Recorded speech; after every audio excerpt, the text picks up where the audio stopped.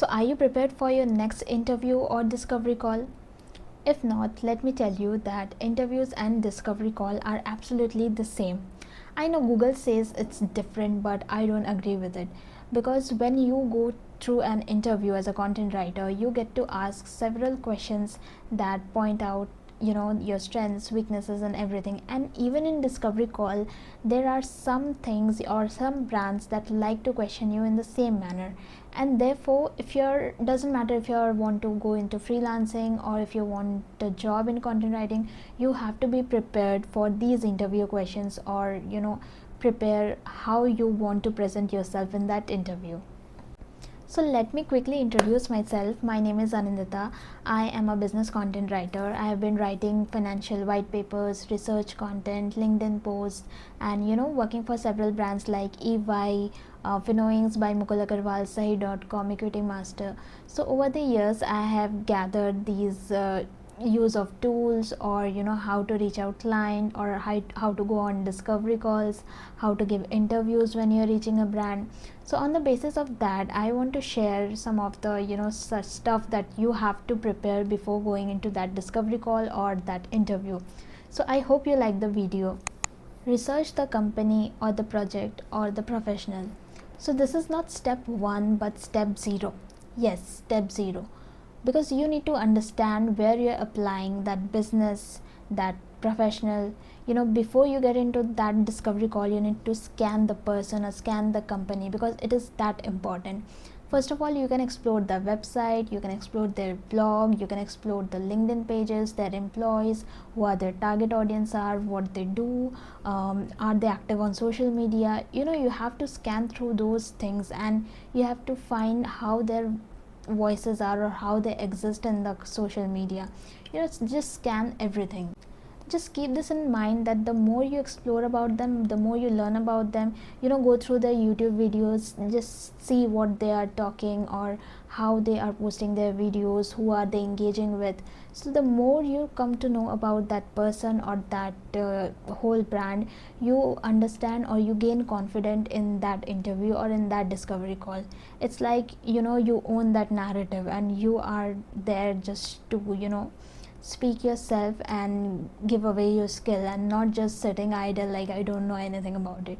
You are gaining confidence with this, trust me. Next is to know your writing process. I mean, how much ever you just go and say that what you do, I'm a writer.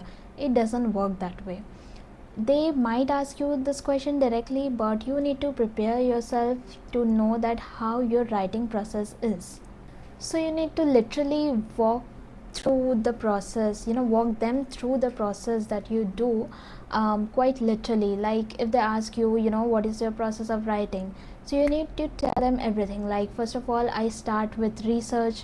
It takes around 2 hours to get the proper quantity of research that I want to put in that white paper or in that blog. So you tell them that then I use Google Scholar, I use Bloomberg, I extract the resources from their company annual reports. You tell them everything, like where you like to extract the sources and everything. And then you start with the outline, and you go through deep into the content. You include the evidences, you prepare the structure, you write finally, and then you use AI tools to reframe it better.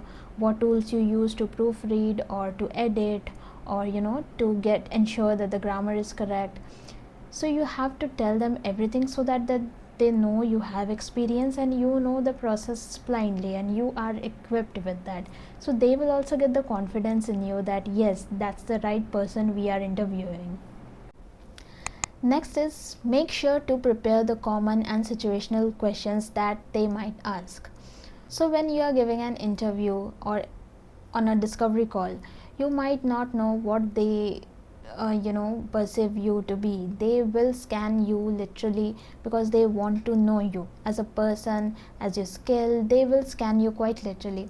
So even if you are on discovery call as a freelancer, you might think that these interview thing might not happen to me, or might never happen for me, since I'm not interviewing it for full time.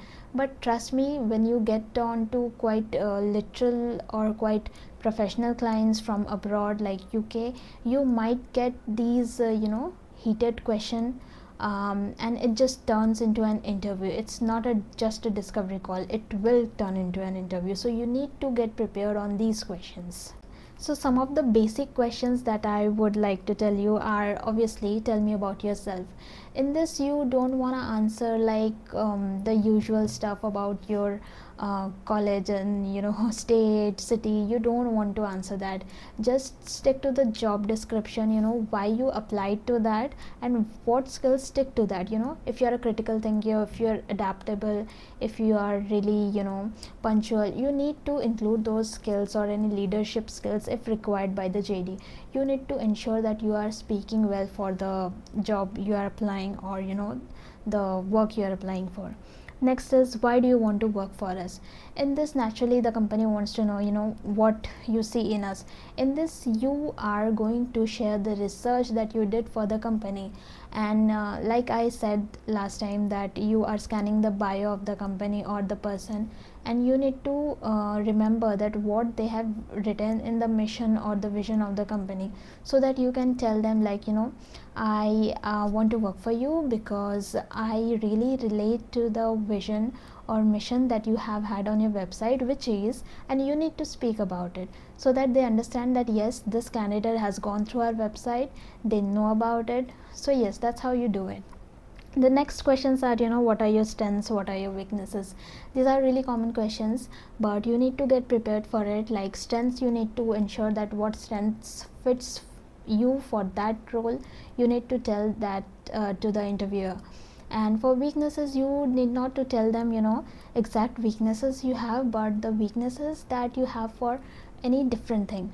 For example, you can tell them, sometimes I get late to things, or sometimes I'm an overthinker, and which sometimes helps me or creates problems, or you need to keep that weakness away from this work or skill.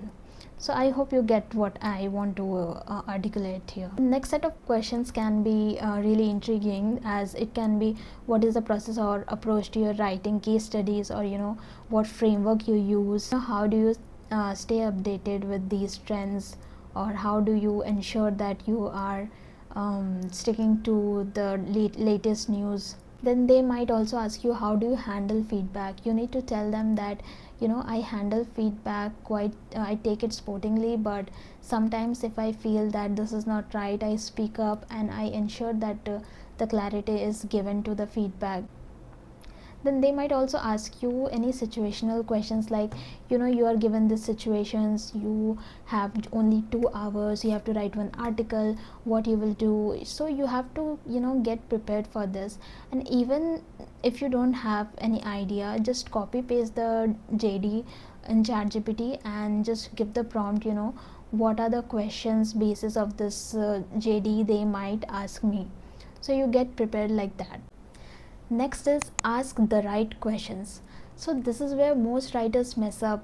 Even if you are freelance setting or in a job setting, you sometimes don't ask back, and this is a major blunder, because discovery call or interviews, these are two-way street. You are selling your professional service or skills, and they are hiring you or purchasing your skill. So both ways you need to share something or understand something, and you need to ask questions. And most of the writers I have come across, they go clueless what to ask to them. I just go in a hurry to cut the call or cut the this. No, you don't have to be like that. You have to be really confident on that call, so that you can ask them about their roadmap, or ask them how they are going to use your skills in their company, or what will help them grow, what are their expectations. So you need to ask these things, so that you know that if you're working for a startup, they are not going to end up closing down in 2 months. What are their 6-month roadmap? You need to ensure these things. So you need to ask those questions, so that you keep up with the your future contracts as well. And that's it, that's the practice you need.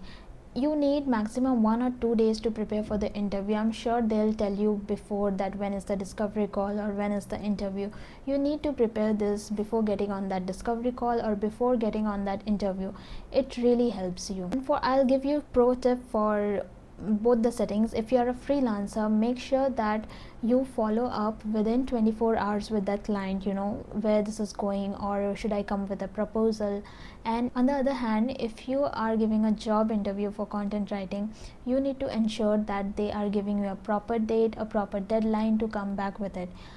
Suppose they give you 1 week or 3 days, you need to ensure that you leave a follow-up message right then, and or just call the HR. Alright, so let's wrap this video. I hope you like this video on the basis of interview preparation and coming up as a content writer for jobs or freelancing. I think that I'll be bringing up more knowledgeable content or tools and the things that I use during my business writing, or how I process those writing. I want to share my experience here. So I hope you stay connected. So if you want to stay connected, just subscribe to this channel.